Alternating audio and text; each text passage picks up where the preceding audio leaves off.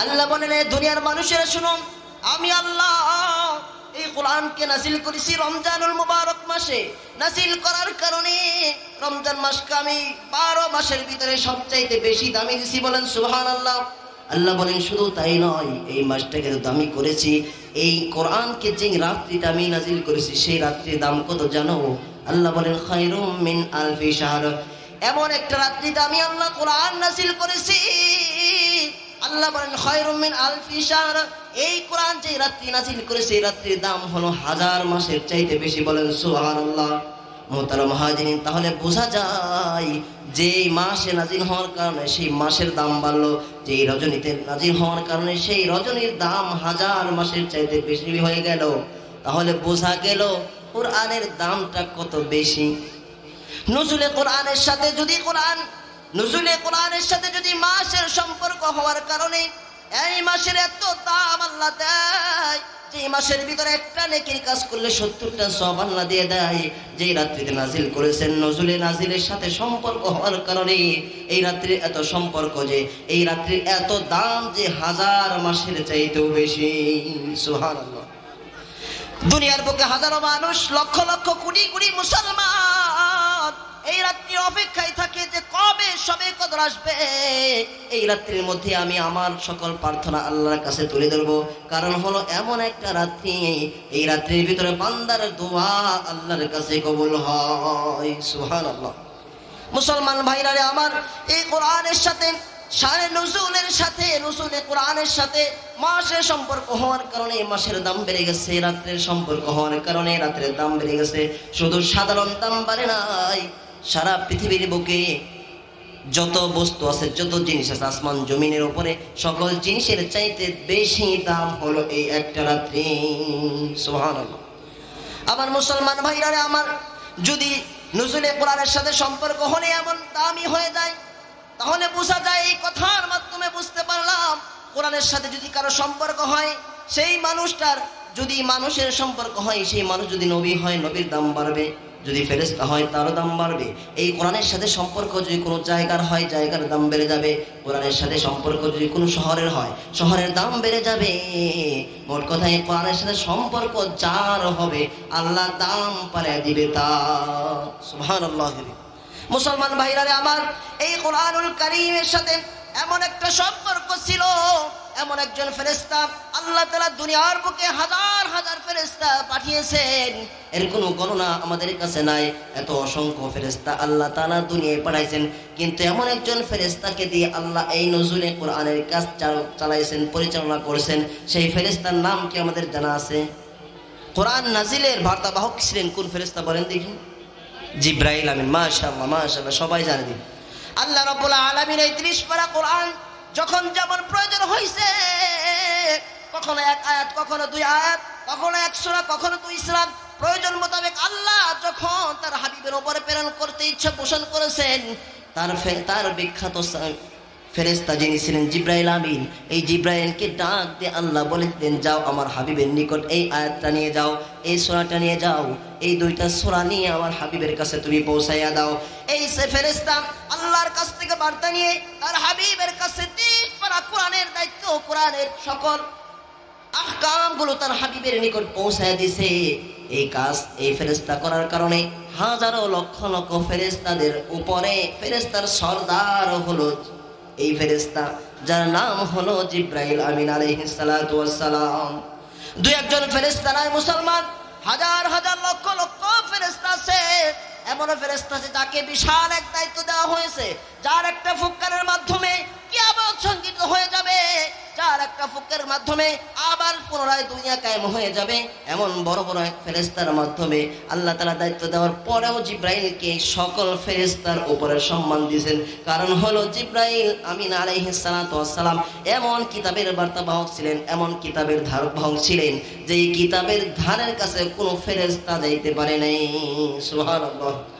মুসলমান ভাইরা রে আমার, এরপরে আসেন এই কোরআনটা জিব্রাইল আলাইহিস সালাতু ওয়াস সালামের মাধ্যমে আমার আল্লাহ তার হাবিবের উপরে পাঠাইছে, প্রেরণ করেছেন, নাজিল করেছেন।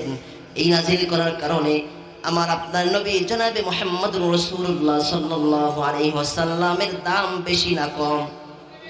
আমার আল্লাহ রাব্বুল আলামিন তার হাবিবের সম্মান কেমনে দিবেন? সাধারণ কোনো সম্মান দেয় নাই। আমার আপনার হাবিবকে সকল ফেরেশতা, সকল আম্বিয়া আলাইহিস সালাতু ওয়াস সালামকে একত্রিত করে আমার আপনার নবীকে সকল আম্বিয়া আলাইহিস সালাম এবং কি ফেরেশতাদের সম্মুখে আমার আপনার নবীকে ইমাম বানায়া ঘোষণা করে দিয়েছেন। সকল নবীদের ইমাম বানায়া দিলাম। সুবহানাল্লাহ। শুধু ইমাম বানাইছে তাই নয়, সকল নবীদের নবী, সকল নবীর সর্দার, যেই নবীকে আল্লাহ বানাইছে সেই নবীর উপরে আল্লাহ এই কোরআন নাজিল করেছে। এই কোরআন নবীর উপর নাজিল করে এত মর্যাদা দিছে যে দু একজন নবী নয়, 2-1000 নবী নয়, লক্ষ লক্ষ নবীর উপরে আমার আপনার নবীর সম্মান। সুবহানাল্লাহ। শুধু তাই নয় মুসলমান, এই কোরআনকে কখনো আল্লাহ তাআলা মক্কার জমিনে নাজিল করেছে, কখনো আবার এই কোরআনকে মদিনার জমিনে নাজিল করছে। মক্কার জমিনে নাজিল করার কারণে এই কোরআন তো মাটিতে নাজিল করে নাই, যেই জায়গার ভিতরে আমার আপনার হাবিব ছিল, যেই জমিনে আমার আপনার হাবিব উপস্থিত ছিল জিব্রাইল হাবিবের উপরে নিয়ে আসতে, সেই জায়গার দাম এত বেড়ে গেছে। যখন মক্কার জমিনে নাজিল করছে, মক্কাটা এত দামি হয়ে গেছে যে পৃথিবীর অনেক বড় বড় দামি দামি শহর ও মক্কার জমিনের ধারে কাছে পর্যন্ত যাইতে পারবে না।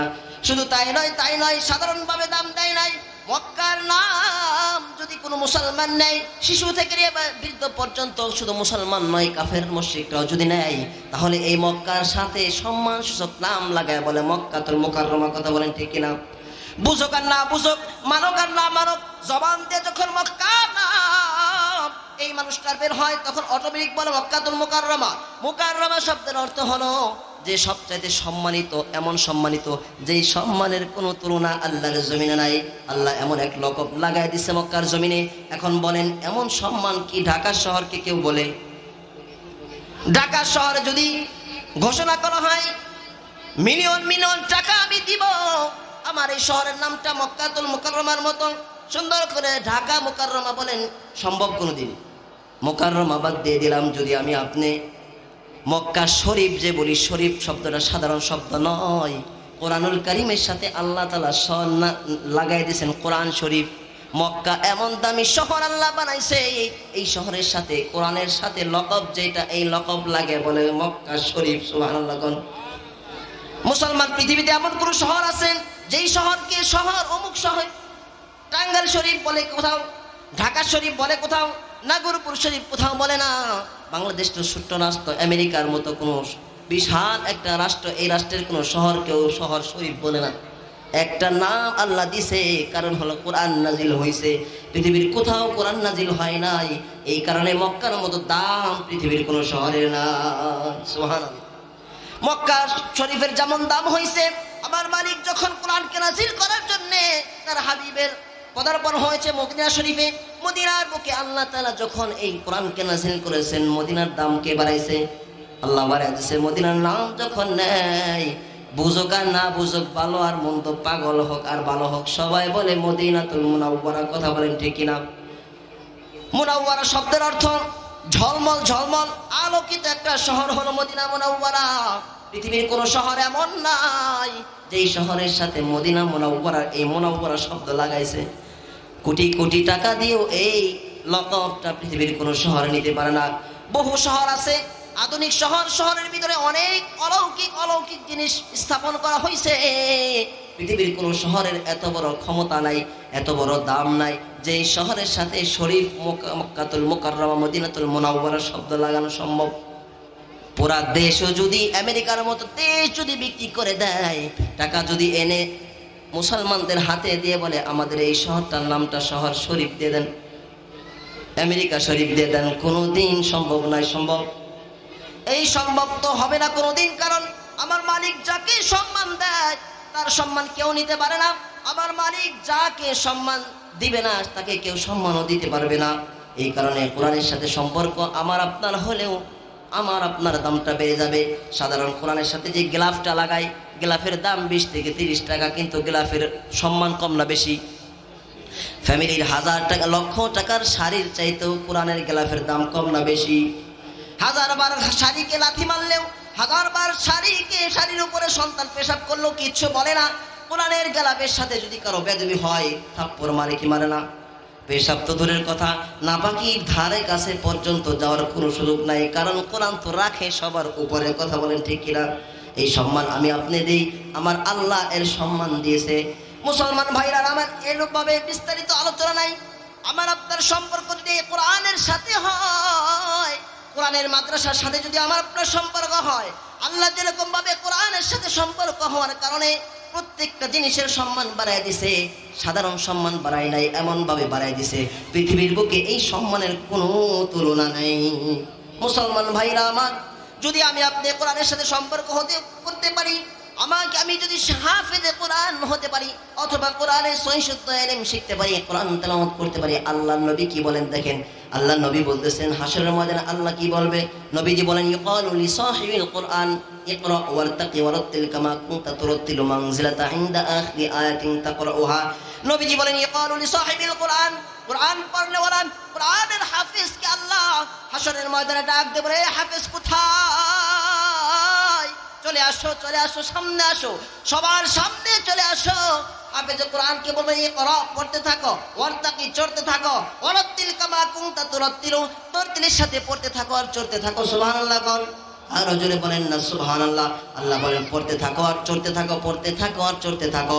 তরতিলের সাথে দুনিয়ায় যেভাবে পড়ছো, এর সহিহ শুদ্ধ রূপে দুনিয়ায় যেরকম ভাবে পড়ছো, আজকে পড়ো আর কিসে চড়বে? আল্লাহ বলেন তোমাদের জন্য এত সুন্দর জান্নাত রাখছি, জান্নাতের এক একটা তালা উঠে যায়, বা কোরআনের একটা আয়াত পড়বা জান্নাতের এক তালা উঠে যাবে। সুবহানাল্লাহ কইবেন না? হাফেজে কোরআন একটা আয়াত পড়বে, একটা তালা উঠবে, আরেক আয়াত পড়বে, আরেক তালা উঠবে। পৃথিবীর কোনো মানুষের, কোনো মুমিনের, কোনো মুসলমানের এত সম্মান আল্লাহ কাল হাশরের ময়দানে দিবে না, কারো মর্যাদা এত বেশি হবে না। আল্লাহ কাউকে এমন সুযোগই দিবে না যে পড়ো আর উঠো।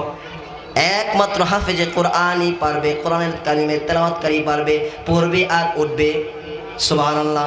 আল্লাহ তাআলা বলবেন পড়তে থাকো আর উঠতে থাকো, তোমার পড়া যেখানে শেষ, আমার জান্নাতের সর্বশেষ স্থান হলো তোমার। হাফেজে কোরআন কাল হাশরের ময়দানে 6666টা আয়াতের তেলাওয়াত শেষ করে দিবে, আর তার স্থান আল্লাহ তাআলা বানিয়ে দিবে জান্নাতের 6666 তালা উপরে। এর উপরে আর কোনো মানুষের জায়গা নাই। সুবহানাল্লাহ। কোরআনুল কারীমের তেলাওয়াত যে করবে তারও সম্মান এত বেশি। আমার মুসলমান ভাইরা আমার, কোরআনুল কারীম, কোরআন শব্দের অর্থই পড়ো, ব্যাখ্যা করার সময় নাই। কোরআন পড়ার জন্য আল্লাহ দিয়েছে, কোরআন পড়তে হবে আর কোরআন মানতে হবে। অনেকেই বলে কোরআন পড়বো, না বুঝা বললে কোনো লাভ নাই, এটা হলো বোকা। নবীজি বলেন না পড়লে লাভ নাই। কে বলছে? এটা মিথ্যা কথা, এটা একটা ভুল ধারণা। নবী বলেন মান ক্বারা হারফাম মিন কিতাবিল্লাহ ফালাহু বিহি হাসানাতুন ওয়াল হাসানাতু বিআশরি আমসালিহা। নবী বলেন যে ব্যক্তি কোরআনের একটা হরফ পড়বে, আমার আল্লাহ একটা নেকি দিবে, আর ওই কোরআন পড়ার এক নেকির সমান হলো সাধারণ 10 নেকির সমান। বলেন সুবহানাল্লাহ। সাধারণ সওয়াব যখন আমরা অর্জন করি, 10টা সওয়াব একত্রিত করলে কোরআনের একটা হরফ পড়া এক হরফের এক নেকির সমান। এর মানে কোরআনের একটা হরফ পড়লে 10 নেকি। কয় নেকি বলেন? 10টা নেকি। নবী বলেন আলিফ লাম মিম হরফুন, লা আকুলু আলিফ লাম মিম হরফুন, আমি বলি আলিফ লাম মিম হরফ একটা হরফ, বাল আলিফুন হরফুন ওয়া লামুন হরফুন ওয়া মিমুন হরফুন। আলিফ একটি হরফ, লাম একটি হরফ, মিম একটি হরফ, একটা একটা হরফ পড়বা আর 10টা করে নেকি পাবে। সুবহানাল্লাহ বলেন। আরেক কিতাবের ভিতরে আসছে যে আলিফ লিখতে 3টা হরফ। কয়টা হরফ? আলিফুন, হামজা জবর আ, লাম জের লি, ফা দুই পেশ ফুন, আলিফুন। এই আলিফ লিখতে 3 হরফ, আলিফ পড়লে 30 নেকি। বলেন সুবহানাল্লাহ। আল্লাহ রাব্বুল আলামিন শুধু এই 30 নেকি দিয়ে ক্ষান্ত হয় না, বলে যে কোরআনুল কারীমের সহিহ শুদ্ধ তেলাওয়াতকারীকে আমি আল্লাহ আমার ইচ্ছা মতো যত খুশি তত নেকি দিব। বলেন সুবহানাল্লাহ। মুসলমান ভাইরা রে আমার, এই জন্য কোরআনুল কারীমের সহিহ শুদ্ধ তেলাওয়াত দরকার। নবীজি বলেন এমনও তেলাওয়াতকারী আছে আমার উম্মতের ভিতরে, এমন তেলাওয়াতকারী আসবে যার তেলাওয়াত করবে বটে, কিন্তু সেই তেলাওয়াতের কারণে কোরআন তার জন্য লানত করবে। নাউজুবিল্লাহ বলেন। নবী বলেন রুব্বা কারিয়িন ইয়াকরাউল কোরআন ওয়াল কোরআনু ইয়ালআনুহু। নবী বলেন এমনও কারি আছে যে কোরআন তেলাওয়াত করলে কোরআন তার জন্য লানত করে। সেই কেমন তেলাওয়াতকারী? সে হলো ওই রকম তেলাওয়াতকারী যার তেলাওয়াতের ভিতরে কোনো শুদ্ধতা নাই, যার তেলাওয়াতের ভিতরে কোনো মানসম্মত নাই, যার তেলাওয়াতের ভিতরে আল্লাহ রাব্বুল আলামিন তার হাবিব যেভাবে তেলাওয়াত করতে বলেছেন সেই তরিকা নাই। সে তার মন গড়াভাবে পড়ে, আর পুরানা মৌলবীর কাছ থেকে 150 টাকা দিয়ে মাস পয়রা পয়রা যে কোরআন শিখে তার তেলাওয়াতের অবস্থা হলো এই জন্য মুসলমান গয়রে সহি তেলাওয়াত করে কোনো লাভ নাই। কোরআন আপনাকে আরো লানত করবে, আর কোরআন যেই অভিযোগ আল্লাহর কাছে দিবে, এই অভিযোগ আমার আল্লাহ ফিরাই দিবে না। মুসলমান ভাইরা আমার, এই জন্যই তো দেখা যায় কিতাবের ভিতরে আসছে, যার কোরআনুল কারীমের তেলাওয়াত সহি শুদ্ধ হয় না তার নামাজ হয় না। কি হয় না? নামাজ হয় না। মুসলমান বাবাজিরা রে, আমাদের ভিতরে এমনও মানুষ আছে 30-40 বছর 50 বছর হলো নামাজ পড়ে, মাথার কপালের ভিতরে এমন একটা কালো দাগ হয়ে গেছে, বোঝা যায় সে বড় নামাজি। কথা বলেন ঠিক কিনা? কিন্তু 30 বছর 40 বছর ধরে নামাজ পড়ে, 50 বছর ধরে নামাজ পড়ে কপালের ভিতরে কালো বাড়ায় ফেলাইছে, এখনো সুদের ব্যবসা ছাড়ে নাই। কথা বলেন ঠিক কিনা? নামাজ থেকে বের হয়ে পাশের 4 হোস্টেলে বসে টিভির ঘরে ঢুকে। কথা বলেন ঠিক কিনা? এলাকার যত বদনাম আছে, যত দুর্নাম আছে, যত পরকে আছে, এই লোকের দ্বারা হয়। কথা বলেন ঠিক কিনা? মুসলমান বাবাজিরা আমার, ভালো করে শুনবেন, যেই নামাজি নামাজ থেকে বের হয়ে 4 হোস্টেলের ভিতরে কোরআন টিভি দেখে, যেই নামাজি নামাজ থেকে বের হয়ে সুদের কারবারি করে, যেই নামাজি নামাজ থেকে বের হয়ে গুনাহের কাজ করে, মিথ্যা কথা বলে, পরকে করে, বোঝা গেল এই নামাজ কবুল হয় নাই। কারণ আমার আল্লাহর কথা তো মিথ্যা না। আল্লাহ বলছেন ইন্নাস সালাতা তানহা আনিল ফাহশাই ওয়াল মুনকার। যেই নামাজ আদায় করবে, সুন্দরভাবে নামাজ আদায় করবে, এই নামাজ তাকে ফাহশা কাজ থেকে বিরত রাখবে। যার নামাজ মসজিদ থেকে বের হয়ে গানের মজলিসে নেয়, যার নামাজ মসজিদ থেকে বের হয়ে সুদের কারবারে নেয়, যার নামাজ মসজিদ থেকে বের হয়ে মিথ্যা কথার দিকে নিয়ে যায়, বোঝা গেল এর নামাজি না। কথা বলেন ঠিক কিনা? তার নামাজের ভিতরে সমস্যাটা কি খুঁজা দেখবেন, এর তেলাওয়াতের কোনো খবরই নাই, তেলাওয়াতের কোনো সহি শুদ্ধতা নাই। তেলাওয়াত ঠিক তো তার নামাজ ঠিক, নামাজ ঠিক তো তার সব কিছু ঠিক। মুসলমান ভাইরা আমার, শেষ কথা, আজকে আমাদের ভিতরে কোরআন হাদিসের ইলমের কোনো দাম নাই, কোনো মূল্য নাই। আমরা তো ছেলে সন্তানদেরকে কিন্ডারগার্টেনে পাঠাই, স্কুল কলেজের ভিতরে পাঠাই, খুব গুরুত্ব আর খুব এর দিকে মনোযোগী।